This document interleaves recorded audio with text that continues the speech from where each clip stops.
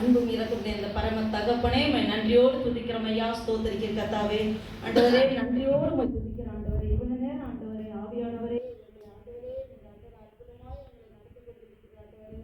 அப்பா ஸ்தோத்திர கர்த்தாவே, துதி ஆராதனை ஆண்டவரே நீர் அங்கீகரித்து ஏற்றுக்கொண்டதுக்காக நன்றி செலுத்துகிறோம் கர்த்தாவே. ஸ்தோத்திரம் ஆண்டவரே. வேலை கூட ஆண்டவரே வார்த்தை மூலம் எங்களோடு நீங்க பேசுங்க அப்பா. அடிமை மறைத்து இடைப்படுங்க ஆண்டவரே. உடைய நாமம் ஒன்றே மகிமைப்படட்டும். இயேசு கிறிஸ்துவின் நாமத்தினால் ஜெபிக்கிறோம் ஜீவனுள்ள நல்ல பிதாவே, ஆமென். அல்லேலூயா. கர்த்தர் நல்லவர், அவர் கிருபை என்றும் உள்ளது. நாம் எப்போதும் நிர்மூலமாக இருப்பதும் ஆண்டோட சுத்த கிருபை.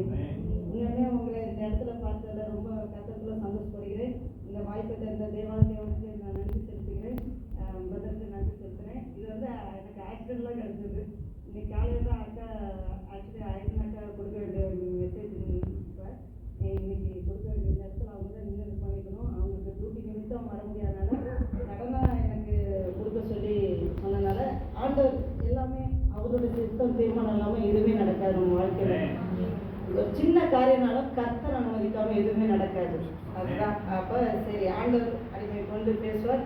வேலையில் நம்ம வாழ்க்கையில் ஒன்று நம்ம முடிச்சு இப்போ தலைப்புன்னு எடுத்துக்கிட்டா நம்ம வாழ்க்கையில் அத்தியாவசியம் அர்ப்பணிப்பு. அர்ப்பணிப்பு மிகவும் அத்தியாவசியம்.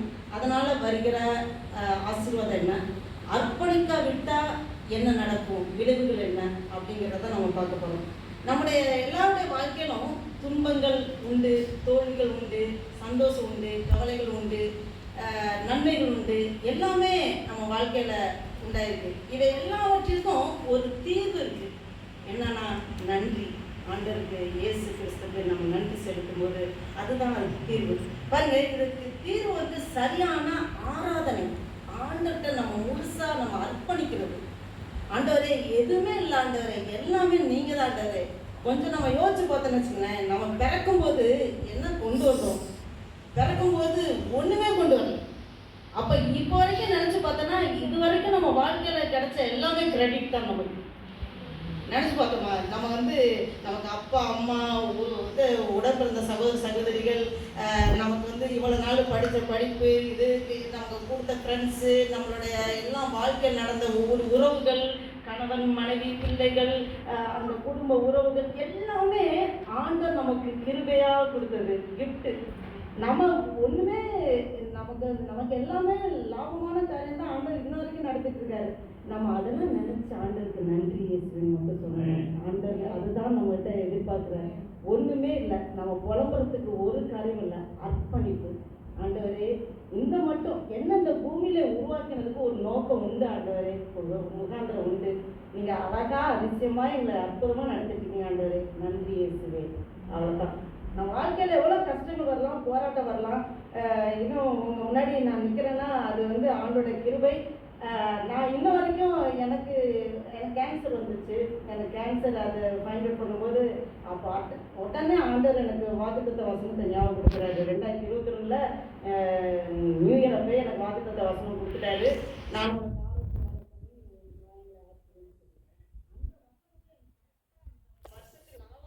ஏப்ரல் மாதம் ஞாபகம் வருது.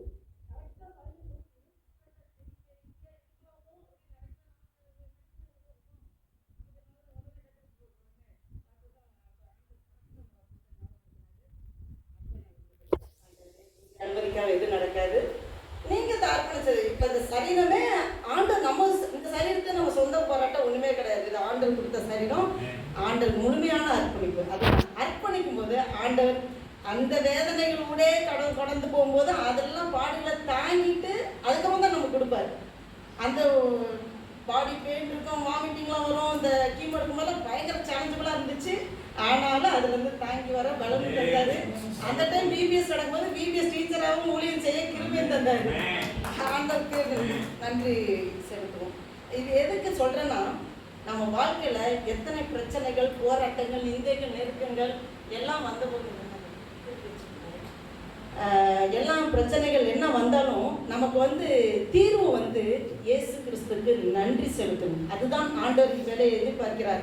முழுமையான அர்ப்பணம் செய்யும் போது நம்ம ஒப்புவிக்கும் போது ஃபுல்லி சரண்டர் டு காட், நம்ம ஆண்டுகிட்ட முழுமையாக நம்மளை அர்ப்பணிக்கும் போது அது சரியான ஆராதனையாக இருக்கும், புத்தியுள்ள ஆராதனையாக இருக்கும், உண்மையான ஆராதனையா இருக்கும். ஆண்டவரே இது எல்லாம் என்னுடையதல்ல ஆண்டவரே, உம்முடையது.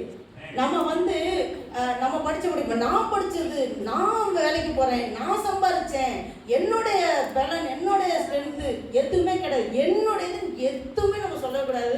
எல்லாம் ஆண்டவரே நீர் கொடுத்தது. என் குடும்பம்னு சொல்லக்கூடாது, ஆண்டவர் எனக்கு கொடுத்த குடும்பம். என் பிள்ளைங்கன்னு சொல்லக்கூடாது, ஆண்டவர் எனக்கு கொடுத்த பிள்ளை. என் வேலைன்னு சொல்லக்கூடாது, ஆண்டவர் எனக்கு கொடுத்த வேலை. எல்லாமே அர்ப்பணிப்பு. அதுதான் நம்ம வாயிலிருந்து வரணும். அதுதான் ஆண்டவர் எதிர்பார்க்கிறாரு. இவையெல்லாம் ஆண்டவர் இந்த காரியம் மூலமா தான் உங்களோடும் என்னோடும் பேசிக்கொண்டிருக்கிறார். பாருங்க, ஆண்டவர் இயேசு கிறிஸ்துவே, அவர் தான் நமக்கு ரோல் மாடல். மற்ற யாரையும் இருக்கட்டும், ஆண்டவர் இயேசு கிறிஸ்துவை நம்ம ரோல் மாடலாக வச்சு பார்க்கும்போது அவர் 100% தேவனாகவும் இருந்தார், 100% மனிதனாகவும் இருந்தார்.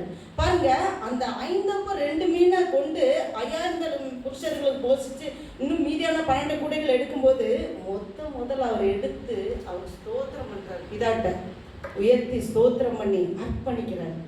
பிதாட்ட அர்ப்பணிக்கிறார். அவர் ஒரு சொல்றாரு, நான் பிதாவுடைய சித்தம் இல்லாமல் எதுவுமே நான் செய்யலைன்னு சொல்றாரு.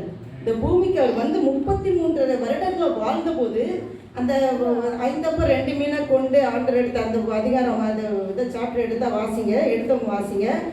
ஆண்டவர் அந்த ஆசீர்வாதம் பண்றதுக்கு முன்னாடி, அந்த மிராக்கிள் பண்றதுக்கு முன்னாடி ஒரு ஜெபம் பண்றாரு. அவர் தூக்கி ஸ்தோத்திரம் பண்ணி, அந்த சின்ன பையன்கிட்ட தான் கிடைக்குது 5 மீன், அதை கொண்டு வராங்க தேவன்கிட்ட, ஏசப்பட்ட கொண்டு கொடுக்கும்போது அவர் பிதாட்ட முதல்ல அர்ப்பணிக்கிறார், ஸ்தோத்திரம் பண்றாரு. அதுக்கப்புறம் தான் அது பழுகி பெருகுது. அது 5 அப்பம் அந்த 2 மீன் வாசி. அப்பொழுது அவர் அந்த 5 அப்பங்களையும் அந்த 2 மீன்களையும் எடுத்து வானத்தை அண்ணாந்து பார்த்து அவைகளை ஆசீர்வதித்து வானத்தை அண்ணாந்து பார்த்து இதாட்ட அவருக்கும் ரோல் மாடல். அப்போ நமக்கு என்ன கிடைச்சாலும் நம்ம ஸ்தோத்திரம் பண்ணி, ஆண்டவரே எல்லாமே நீங்க தந்ததுப்பா, ஆண்டவரே இதை பழுகி செய்வது உங்கள். இங்க நம்ம சின்ன கொஞ்சம் சேலரி வாங்குறோம், நிறைய சேலரி வாங்குறோம், அதெல்லாம் வித்தியாசமே கிடையாது, ஒண்ணுமே இல்லை. ஆண்டவர் ஆசீர்வதிக்குன்னா அது நிலைத்திருக்காது, பொத்தல் பையில போட்டு தான் இருக்கும். நமக்கு எவ்வளோ வாங்கினாலும் வருமானம் இருக்காது. நமக்கு கொஞ்சம் சேலரி வாங்கினாலும் அதை ஆசீர்வதிக்கும் போது அதை பன்மடங்கு பெருகு செய்வார். அது நிறைவாக நடத்துவார். அதை அவர் நடத்துகிற விதமே நமக்கு ப்ராக்டிக்கலாக நம்ம அதை டேஸ்ட் பண்ணும்போது அதை உணர முடியும். அவரோட அதனால ஆண்டு பாருங்க, அந்த சின்ன சிறுமையான ஒரு காரியத்தை, அற்பமான காரியத்தை பழுகி பெருக பண்றாரு. அப்ப பிரச்சனைகள் நம்ம வாழ்க்கையில உண்டு, அதுக்கு தீர்வு உண்டு. தீர்வு என்பது சரியான ஆராதனை. சரியான ஆராதனை என்பது ஆண்டவரே எல்லாம் என்னுடையதல்ல, எல்லாம் உம்முடையது, உமக்கே உரியது என்று அர்ப்பணம் செய்யும்போது. இன்னொன்னு பாத்தீங்கன்னா, லாசருவை உயிரோட எழுப்புற காரியம் பாருங்க. அந்த சம்பவத்தை வேதத்தில் உள்ளதை எடுத்து வாசிங்க. லாசருவை ஆண்டவர் உயிரோட அந்த 4ஆவது நாள் தான் வராரு. அந்த கல்லை புரட்ட சொல்றாரு. கல்லை புரட்ட சொல்லிட்டு அவர் சொல்ற அதுக்கு முன்னாடி ஒரு ஜெபம் பண்றாரு. பாருங்க, எடுத்தவங்க அதை வாசிங்க. அந்த சம்பவம் லாசருவே அவர் உயிர்ப்பிக்கிறதுக்கு முன்னாடி அது ஜெபிக்கிறாரா, உயிர்ப்பித்ததுக்கு அப்புறம் ஜெபிக்கிறாரா? அதாவது என்னோட சத்தத்தை எப்போதும் நீங்க கேட்டு அதுக்கு பதில் தரீங்க ஆண்டவரே, அதை நான் அறிஞ்சிருக்கிறேன், ஆனா இந்த ஜனங்கள் இதுக்கு தெரியணுங்கிறதுக்காக நான் இப்போ உங்களுக்கு வேண்டிக் கொள்கிறேன்னு சொல்லி ஆண்டவர் ஜெபிப்பாரு. அந்த ஜெபம் பண்ணிட்டு தான் லாசருவே வெளியே வான்னு சொல்றாரு. அப்ப அவர் அர்ப்பணிக்கிறார், அவர் முழுமையா ஆண்டவர்கிட்ட அர்ப்பணிக்கிறார். பிதாட்ட அவர் எப்போதும் வேண்டிக் கொண்டு எல்லாத்துக்கும் நீங்க பதில் தரீங்க ஆண்டவரே, நான் உங்களுடைய காலத்துல நான் உண்மை ஸ்தோத்தரிக்கிறேன், நன்றி செலுத்துறேன்னு சொல்லி அவர் துதி செலுத்திட்டு தான் அந்த ஒரு அற்புதம் நடக்குது. உயிர்த்தெழுப்ப பண்றாரு. அதாவது உயிர்ப்பிக்கிறதுக்கு முன்னாடியே பண்றாரு. அதுலதான் அந்த ஸ்பெஷாலிட்டி. இது மூலமா ஆண்டவர் இவரை நமக்கு கற்றுக் கொடுக்கிற காரியம் என்னன்னா, ஒரு சம்பவம் நமக்கு நடக்காம இருக்கா, இல்ல வேலை இல்லாம இருக்குதா, இல்ல ஒரு ஆசீர்வாதம் நடக்காம இருக்கா, இல்ல பிள்ளை இல்லாம இருக்கா, எந்த ஒரு காரியமா இருந்தாலும் நம்ம நடக்கிறதுக்கு முன்னாடியே ஆண்டவருக்கு நன்றி சொல்லி ஸ்தோத்திரம் பண்ணி நம்ம ஜெபிக்கிற ஜெபத்துக்கு வல்லமை உண்டு. அல்லேலூயா. கண்டிப்பா அது வல்லமை உண்டு. ஏன்னா இந்த காரியம் இன்னும் நடக்கவே இல்லை, இன்னும் பெண்டிங்ல இருக்கு, இன்னும் உயிர்ப்பிக்கவே இல்லை, லாசருவை இன்னும் உயிர்ப்பிக்கவே இல்லை. ஆனா நீங்க என்னோட ஜெபத்துக்கெல்லாம் நீங்க பதில் தந்ததுக்கு ஆண்டவரே உங்களை துதிக்கிறேன், ஸ்தோத்தரிக்கிறேன்னு சொல்லிட்டு தான் லாசருவே வெளியே வான்னு சொல்லி அவர் சொல்றாரு. அப்ப இந்த மக்கள்லாம் பார்க்கணும் அப்படின்னு தான். எனக்கு தெரியும் ஆண்டவரே, நான் ஜெபிக்கிறது, நான் கேட்கறது, நான் வேண்டிக் கொடுத்து முன்னாடி எல்லாமே நீங்க பதில் தரீங்க, நான் அறிஞ்சிருக்கிறேன், இந்த ஜனங்கள் அறியணும்னு சொல்லி. அப்போ அர்ப்பணிப்பு முதல்ல ஆண்டவருக்கு ஸ்தோத்திரம் பண்றாரு, நன்றி செலுத்துறாரு. அப்புறம் நம்மளோட ஜபங்கள் அர்ப்பணிப்பின் நன்றியின் ஜபமா இருக்கணும். புலம்பல்லாம் இனி இருக்கவே கூடாது. புலம்பலை ஆனந்த கழிப்பாக மாற்றுகிற தேவன், அவரால் கூடாத காரியம் ஒன்றும் இல்லை. அப்போ அவரால் எல்லாமே கூடும். பாருங்க, அந்த கெட்செமனே தோட்டத்துல அவர் ஜெபிக்கும் போதும் உலகம் மனிதர்களுடைய எல்லா பாவங்களையும் அவர் தம்மேல சுமந்துக்கிட்டு, அது பெரிய பாடு. அதை 100% மனிதனாகவும் இருக்கிறார். அப்ப மனித தன்மையில தான் அவரே தாங்கிக்கணும். அப்ப அந்த கெட்செமனேல அவரோட வேர்வை துளிகள், அந்த பிளட் வெசல்ஸ், கேபிலரிஸ்லாம் பர்ஸ்ட் ஆகி அது பிளட்டா அப்படியே ரத்தம், அந்த ரத்தமா வெளியில வருது. ஸ்வெட்டிங் கிளான்ஸ் எல்லாமே வெடிச்சு இதாகி ரத்தமா வெளியில வருதுன்னு பாக்குறோம். அப்ப பாருங்க, அந்த அளவுக்கு ஒரு பாடுகளோட இருக்கும் போதும் ஆண்டவரே என்னால மூடி என்ன சித்தம்ல மூடி சித்தன்படி ஆள் கடவுதுன்னு ஒப்பு கொடுக்குறாரு. ஆண்டவரே இந்த பாத்திரம் என்னை விட்டு நீங்க கொடுமனால் நீங்க மணி செய்யும். உடனே சொல்றாரு, ஆண்டவரே என்னுடைய சித்தத்தின்படி அல்ல, உங்களுடைய சித்தத்தின்படி ஆள் கடவுது. அர்ப்பணிப்பு. அதேதான் நம்ம வாழ்க்கையிலும் எவ்வளவு பாடுகள் வரும், எவ்வளோ நிந்தைகள், போராட்டம் வரும். ஐயோ இது எப்படி தாங்கிக்கிறது? இதுக்கு சில டைம் மாம்ச ரீதியாக திங்க் பண்ண கூட சில டைம் தோணும். ஐயோ இது மாற்றத்துக்கு அப்படியே போயிடலாமே, அந்த சிந்தைகளை பிசாசு கொடுப்பான். அது இடம் கொடுக்கவே கூடாது. ஆண்டவர் உலகத்தில் இருப்பனை காட்டிலும் நமக்குள் இருக்கிறவர் பெரியவர். அல்லேலூயா. அப்ப விசுவாச அறிக்கையிடணும். விசுவாச அறிக்கையிட்டு நாம் நன்றி சொல்லி ஆண்டவருக்கு அர்ப்பணிப்போட ஆண்டவருக்கு நன்றி சொல்லணும். அப்ப நடந்து முடியாத காரியங்களுக்கு நாம் நன்றி சொல்லணும். முழுமையா நம்மளை அர்ப்பணிக்கணும். நம்மளோட சரீரம், ஆவி, ஆத்மா எல்லாத்தையும் ஆண்டவருக்கு ஒப்பு கொடுக்கணும். அல்லேலூயா. ஆண்டவர் ஒரு நோக்கத்துக்காக நம்மளை இந்த பூமியில உருவாக்கினார். அவருடைய சித்தம் செய்யறதுக்காக தான் நம்ம பூமியில உருவாக்கினார். நமக்கு என்ன ஒரு ஷார்ட் மைண்ட்ல நினைப்போம், நமக்கு ஒரு குடும்பம், நமக்கு ஒரு கணவனோ மனைவியோ பிள்ளைகளோ, அவங்க படிப்பு, வேலை, கடன், பிரச்சனை, போராட்டம், இதை மட்டும்தான் ஷார்ட் சர்க்கிள். வியாதினா வியாதி, இதுதான் நம்ம சிந்திச்சு இருப்போம். ஆனா தேவ ராஜ்யத்தை இந்த பூமியில ஸ்தாபிப்பதற்காக நம்மளை ஒவ்வொரு ஆண்டவர் அதிகாரத்தை கொடுத்திருக்காரு. தேவன் நமக்கு அத்தாரிட்டியை கொடுத்திருக்காரு. அதை பயன்படுத்தி பிசாசுக்கு எதிர்த்து நிற்கணும். அல்லேலூயா. பிசாசுக்கு எதிர்த்து நின்று அப்போது உங்களை விட்டு ஓடி போவான் இருக்கு. இந்த பிரச்சனை ஒண்ணுமே கிடையாது. பிரச்சனைகளை சின்ன கொடுத்து தேவன் நாமத்தை மகிமைப்படுத்தாம தேவன்கிட்ட புலம்பல் பண்ணி பிரேயர் ரெக்வெஸ்ட் கொடுத்து, ஆண்டவரே இதை செய்யுங்க, ஆண்டவரே எனக்கு அது நடக்கணும், ஆண்டவரே எனக்கு இப்படி இருக்கு, ஆண்டவரே, அந்த மாதிரி ஒரு ஜபத்தை மாத்திக்குவோம் பிசாசு. இயேசு நாமத்தினால நம்மளோட இருக்கிறவர் பெரியவர், நமக்குள்ளதான் வாசம் செய்கிறார். தேவன் வேற எங்கேயும் நமக்குள்ளதான் இருக்கிறாரு.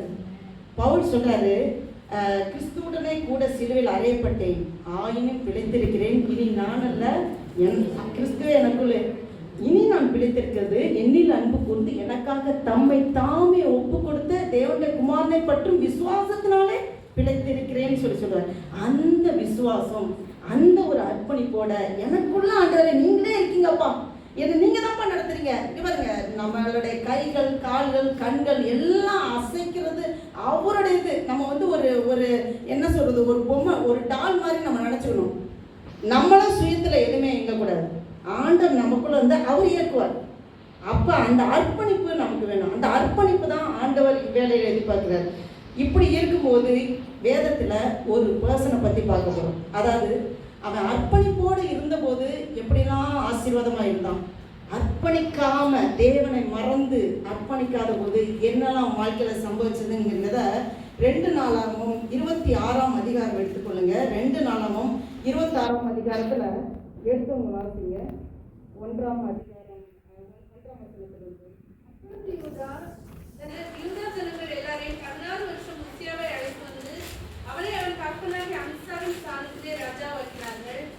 ராஜா தன் பிதாக்களுடைய நித்திரை அடைந்த பின்பு இவன் யோலோத்தி கட்டி அதை திரும்ப யூதாவின் வசமாக்கி கொண்டார். ஒரு நிமிஷம் அப்படியே இருக்குங்க. இவங்க அப்பொழுது யூத ஜனங்கள் எல்லாரும் 16 வயதான உசியாவை அழைத்து அவன் தகப்பனாகிய அமத்சியாவின் ஸ்தானத்தில் ராஜா வைக்கிறார்கள். பாருங்க, 16 வயது உசியா ராஜா.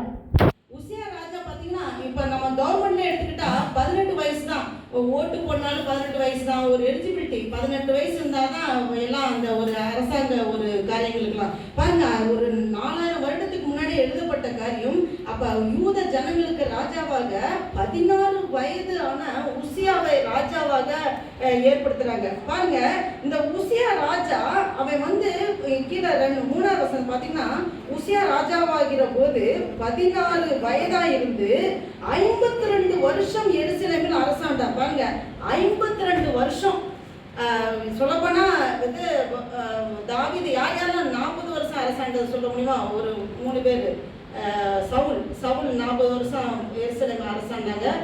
தாவீது, அதுக்கப்புறம் சாலமோன்.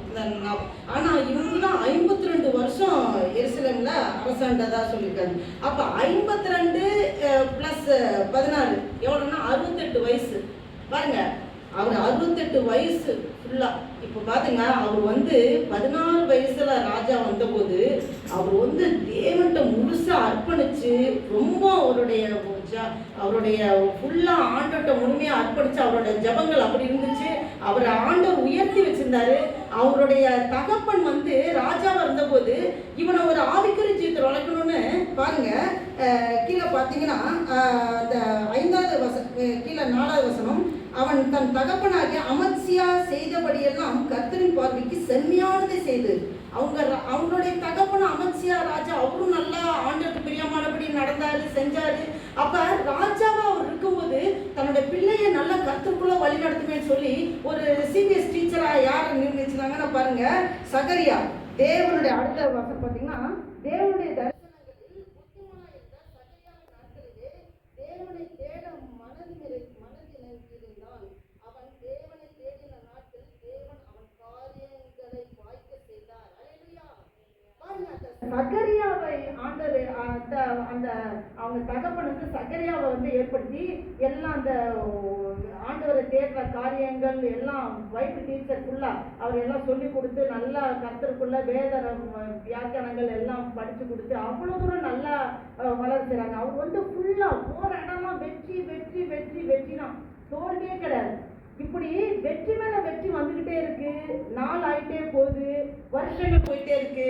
அவங்க தகப்பன் இறந்து போறாரு, அவங்க தாய் இறந்து போறாங்க. பாருங்க, அவங்க பாத்தீங்கன்னா 15வது வசனம் வரைக்குமே அவங்களுக்கு ஃபுல்லா வெற்றி தான் வாழ்க்கையில. அவங்களோட ராஜ்யத்துல பயங்கர அவருக்கு தோல்வியே கிடையாது. அப்படி இருக்கும்போது பாருங்க, அவங்க தகப்பன், அவங்க தாய், இன்னும் சொல்ல போனா சகரியா, அவரோட காலங்கள்லாம் முடிஞ்சிச்சு. ஏன்னா இவருக்கு வந்து 58வது வயசுல பாத்தீங்கன்னா அவங்களுக்கெல்லாம் யாருமே பண்ணல. இருக்க வெற்றி வெற்றின்னு வரும்போது ஆட்டோமேட்டிக்லி மனமேட்டிமே வர ஆரம்பிச்சது. நமக்கு எதிரியே வேற எதுவுமே கிடையாது, நமக்குள்ளே தான் எதிரி இருக்கு. நமக்குள்ளே தான் நம்மளோட மனமே எதிரியா மாறிடக்கூடாது.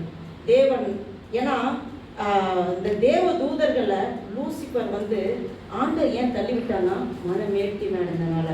அந்த பெருமைக்கு தேவன் எதிர்த்து நிற்கிறார். பாவிகளை நேசிக்கிறார், ஆனா பாவத்தில் இருக்கிறார். பாவிகளை நேசிக்கிறாரு, ஆனா இந்த மேட்டிமை, அகந்தை, இந்த பெருமைன்னா பெருமைக்கு தேவன் எதிர்த்து நிற்கிறான்ன்றது. அப்ப அந்த பெருமை எதனால வருதுன்னா, நமக்கு தொடர்ந்து வெற்றி வெற்றி வரும்போது அது நம்மளே அறியாம அது வந்து உள்ளார பூந்துடும். அப்ப நம்ம ஒண்ணு நன்றி சொல்லணும், பாடுகளுக்கா நன்றி சொல்லணும், உபத்திரங்களுக்கா நன்றி சொல்லணும். நமக்கு அடிக்கடி பிரச்சனைகள் வருதா, ஆனா ஆண்டவரே கொடுக்குறாரு. பிரச்சனை இல்லாம இருந்தா ஆண்டவரே தேட மறந்துடுவோம், அப்படித்தானே? அப்ப வந்து பாருங்க, இந்த மனுஷன் தேவனுக்கு பிரியமானபடி நல்லா இருந்தவன் தான். அவனுக்கு நாட்டுல எல்லாமே ஃபுல்லா வெற்றியா தான் நடந்தது. கடைசியில பாருங்க, அவன் 16வது வசனம் வாசிங்க, 16:16. அவன் பலப்பட்ட போது தனக்கு தேவனாக மட்டும் அவருடைய மனம் வேற்றுமையாகி தன் தேவனாகிய கர்த்தருக்கு விரோதமாக மீறுதல் செய்து தூபபீடத்தின் மேல் தூபம் காட்ட கர்த்தருடைய ஆலயத்திற்குள் பிரவேசித்தான். அவன் பலப்பட்ட போது அவன் வந்து ரொம்ப வருஷம் எப்பயுமே வெற்றி தான், அவனுக்கு தோல்வி இல்லை, எது இருந்தாலும் ஜெயந்தான் வாழ்க்கையில. அப்படி இருக்கும்போது ஆட்டோமேட்டிக்கலா அவன் பாருங்க, அவன் பலப்பட்ட போது தனக்கு கேடு உண்டாகும் மட்டும் அவனுடைய மனமேட்டிமையாகி தன் தேவனாகிய கர்த்தருக்கு விரோதமாக மீறுதல் செய்து பாருங்க. அப்பனுக்கே தெரியல அது வந்து எது சட்டதிட்டங்கள், எது அந்த தூப கலசத்தை யார் எடுக்கணும், அந்த மகா பரிசுத்த ஸ்தலத்துக்குள்ள யார் போகணும். பாருங்க, அதுக்கு ஒரு ரூல்ஸ் இருக்கு. பாருங்க, கேடுண்டா மட்டும் மனமேட்டுமை ஆகி தன் தேவனாகிய கர்த்தருக்கு விரோதமாய் மீறுதல் செய்து தூப பீடத்தின் மேல் தூபம் காட்ட கர்த்தருடைய ஆலயத்துக்குள் பிரவேசித்தான். அப்ப கர்த்தருடைய ஆலயம்னா பிரகாரம், பரிசுத்த ஸ்தலம், மகா பரிசுத்த ஸ்தலம், இந்த 3 டிவிஷன் இருக்கு. இந்த பிரகாரங்கிறதுல தான் இந்த மக்கள்லாம் வந்து இருப்பாங்க. பெண்கள் ஒரு சைடு, ஆண்கள் ஒரு சைடு, குழந்தைங்க ஒரு சைடு, இப்படி எல்லாமே அந்த பிரகாரம் சைடு. அப்புறம் பரிசுத்த ஸ்தலம், பரிசுத்த ஸ்தலத்துல ஆசாரியர்கள் வந்திருப்பாங்க. மகா பரிசுத்த ஸ்தலம் வந்து பிரதான ஆசாரியர்கள் அவங்க மட்டும்தான் போவாங்க. அது வந்து மகா பரிசுத்த ஸ்தலம். அப்ப பரிசுத்த ஸ்தலத்துக்கும் மகா பரிசுத்த ஸ்தலத்துக்கும் ஒரு சுவர் மாதிரி இருக்குமா அந்த ஸ்கிரீனே. அதை வந்து அந்த திரைச்சீலை வந்து அவ்வளோ அசைக்காம அப்படியே ஸ்ட்ராங்காக நிற்கும். அவ்வளோ திக்னஸானது. அந்த திரைச்சீலை வழியாக தான் அவங்க வந்து போவாங்க மகா பரிசுத்தலத்தில் தூபம் காட்டுறது. அந்த ஒரு வேலையை செய்வதற்கு துணிகரம் கொண்டான் இது உசியா ராஜா. ஏன்னா அவனுக்கு அந்த பெருமை, அவனுக்கு அது கண்ணை மறைச்சிருச்சு. அவனுக்கு எது யார் பண்ண, ஏன்னா லேவியர்கள் மட்டும்தான் அதுக்குள்ள, அதுவும் லேவியர்கள் பிரதான ஆசிரியர்கள் தான் அதுக்குள்ள போக முடியும். அப்படிப்பட்ட ஒரு பரிசுத்தமான இடத்துல இவன் துணிகரம் கொண்டு போக ஆரம்பிச்சதுனால பாருங்க உட்பிரவேசித்த பாருங்க அந்த 17 வாசிங்க. ஆசாரியனாகிய அசரியாவும் அவனுடைய கர்த்தரின் ஆசாரியரான பராக்கிரமசாலிகளாகிய 80 பேரும் அவன் பிறகே உட்பிரவேசித்தனர். பாருங்க ஆசாரியன் அவரும் கேட்கிறாரு, இல்லப்பா நீங்க போகாதீங்க, இது தப்பு, இது பாவம், நீங்க செய்யக்கூடாது, எதுவுமே கேட்கல. அந்த 80 பேரும் அவங்க பிறகே போய் சொல்றாங்க உட்பிரவேசிக்க வேணாம்னு சொல்லி. பாருங்க 18. ராஜாவாகிய உசியாவோடு எதிர்த்து நின்று உசியாவை கர்த்தருக்கு தூபம் காட்டுகிறது உனக்கு அடுத்ததல்ல, தூபம் காட்டுகிறது பரிசுத்தமாக்கப்பட்ட ஆரோனின் குமாரனாகிய ஆசாரியருக்கே அடுக்கும். பரிசுத்த தலத்தை விட்டு வெளியே போம், மீறுதல் செய்தீர், இது தேவனாகிய கர்த்தராலே உனக்கு மேன்மையாக லபியாது என்றார்கள். பாத்தீங்களா, அவங்க வந்து சொல்றாங்க இது வேண்டாம், இது நீங்க இது வந்து பாவம், இது வந்து ஆண்டவருக்கு கோபத்தை உண்டாக்குற காரியம், இது பண்ணக்கூடாது. ஒரு ரூல்ஸையே வழிமுறையா வருகிற ரூல்ஸையே தகர்த்து போடுற மாதிரி. அப்ப அவங்க கண்கள் மறைக்கப்படுது. அந்த பெருமை மேட்டுமை வரும்போது அது ஃபுல்லா நமக்கு தொடர் வெற்றி, நமக்கு ரொம்ப அப்படியே கத்தக்கும் எல்லாம். ஒன்னே ஒன்று, மனுஷனோட வீழ்ச்சிக்கு என்ன தெரியுங்களா? புகழ்ச்சி. இப்போ ஒன்றும் இல்லை, ஒரு எக்ஸாம்பிளுக்கு எடுத்துட்டா நம்ம நல்லா பாடி ஆராதிச்சுட்டு ஒரு ஆராதனை நடத்திட்டு வரும்போது 4 பேர் நீங்கள் நல்லா ஆராதனை நடத்துனீங்க, நீங்கள் நல்லா பண்ணீங்கன்னா ஒரு நிமிஷம் நம்மளே நினச்சி நல்லா தேங்க்யூ சிஸ்டர், கர்த்தர் நாம மகிமைப்படுவதாக. நம்மளை கொண்டு அவர் தான் நடத்தினார். நம்ம அவர் கையில் இருக்க களிமண். நம்ம வந்து பெருமை பாராட்ட ஒன்றுமே கிடையாது. ஜீவன் தந்தது அவர், நம்மளை அசைக்க வைப்பது, உருவாக்குறது, நடத்தி கொண்டிருக்கிறது அவர் தேவன். அவரோட நாம மகிமை பண்ணோம். கர்த்தர் நாம் மகிமைப்படட்டும் அப்படின்னு சொல்லணும். கர்த்தர் நாம ஆண்டவர் நடத்தினார், பேசினார், ஆண்டவர் செய்ய வச்சாரு, இப்படிதான் சொல்லணும். நம்ம அந்த புகழ்ச்சியை ஏற்றுக்கிட்டு வச்சுங்க, அந்த நிமிஷமே அடி கிடைக்கும். அல்லேலூயா.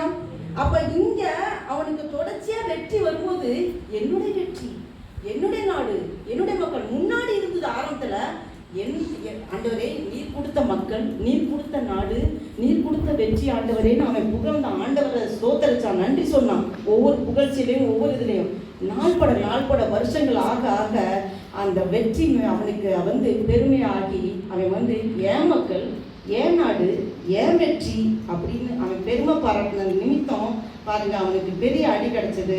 கடைசியில் தூபம் கலசத்துல போய் தூபம் காட்டுற அளவுக்கு போய் அவன் துணிகரம் கொண்டுட்டான். பாருங்க 18 வாசிங்க. ராஜாவாகிய அது சொல்ல 19 வாசிங்க. அப்போ உசியா கோபம் வந்தான்.